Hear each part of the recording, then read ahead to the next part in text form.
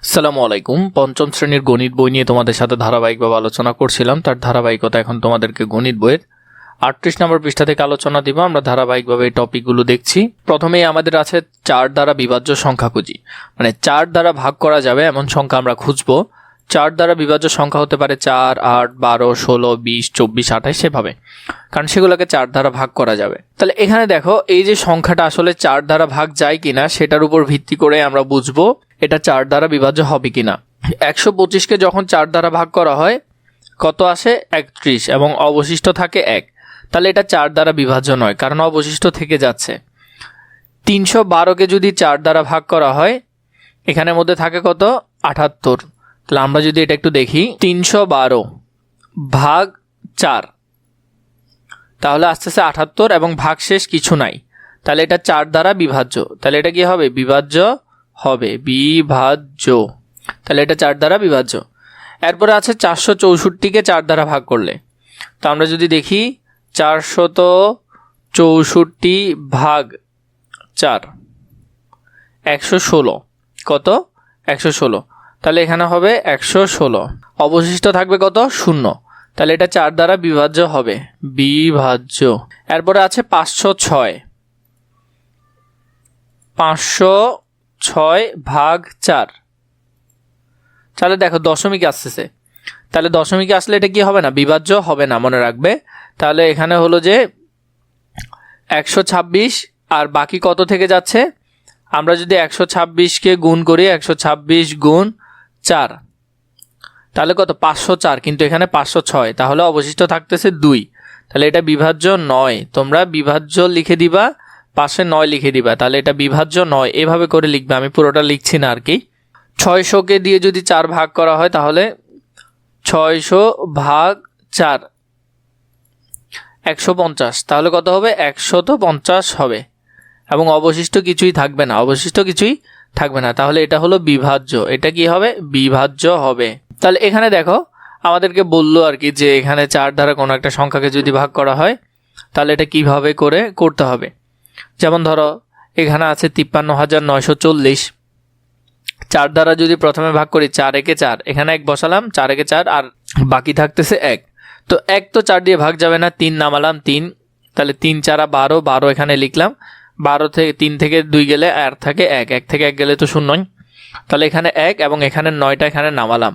তাহলে 9-এর মধ্যে কয়বার যাবে? 4 4 16, 16 বার গেল, আরও থাকতেছে 3। এখানে যে 4টা আছে, 4টা এখানে নামালাম। 34, 34-এর মধ্যে কয়বার যাবে? 4টা 32, 32 যাচ্ছে, আরও থাকতেছে 2। এখানে 0টা এখানে নামালাম।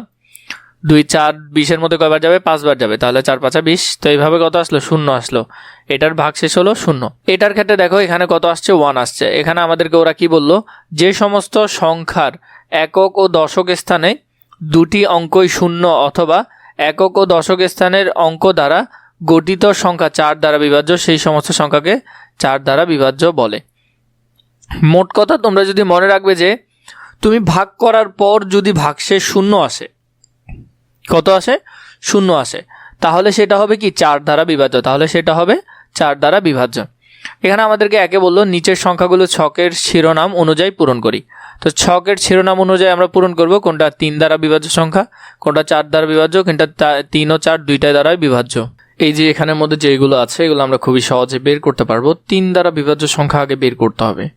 তো 3 দ্বারা বিভাজ্য সংখ্যা বের করা খুবই সহজ। এখানে একটা জিনিস খেয়াল করো, 200 কত? 55। আমরা 2-3 ভাবে করতে পারবো। আমি প্রথমত তোমাদেরকে সহজটা দেখিয়ে দিচ্ছি। যেমন, যদি কোনো সংখ্যা 3 দ্বারা বিভাজ্য না যায়, এখানে আলাদা আলাদা, তাহলে তোমরা এগুলোকে যোগ করে ফেলবে। যেমন 5 আর 5 10, 10 আর 2 12। 12কে কি 3 দ্বারা ভাগ করা যায়? 12কে 3 দ্বারা ভাগ করা যায়। তাহলে এখানে এটা 3 দ্বারা বিভাজ্য। এটা কি হবে? 3 দ্বারা বিভাজ্য হবে। সবগুলো যোগ করে যদি সেটাকে 3 দ্বারা ভাগ করা যায়, তাহলে সেটা 3 দ্বারা বিভাজ্য সংখ্যা হবে। এরপরে দেখো, 4 দ্বারা বিভাজ্য কিনা সেটা যদি আমরা দেখি। 4 দ্বারা বিভাজ্যের জন্য শেষ 2 ঘর নিবা, যেটাকে দশক। যেমন এখানে দশক ঘর হলো 55। 55কে কি 4 দ্বারা ভাগ করা যাবে? যাবে না, তাহলে এটা 4 দ্বারা বিভাজ্য নয়। এখানে সেম বিষয়টা আমি তোমাদেরকে দিয়েছি। দেখো, এখানের মধ্যে 2 যোগ 5 যোগ 5, তাহলে এটা 3 দ্বারা ভাগ যাচ্ছে, তাই এটা 3 দ্বারা বিভাজ্য, এটা হবে। এরপরে দেখো, এখানে হলো যে 3 যোগ 4 যোগ 8, তাহলে 3 যোগ 4 যোগ 8 সমান 15, এটা 3 দ্বারা ভাগ যায়, তাহলে এটা হবে।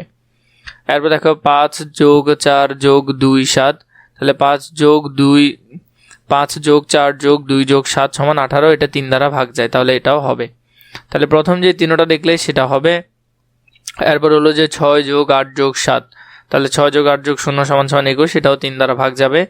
এরপর হলো 9 যোগ 3 2 যোগ 1, তো এখানে 9 যোগ 3 যোগ 2 যোগ 1, এটা 15 কি দ্বারা 3 দ্বারা ভাগ যাবে।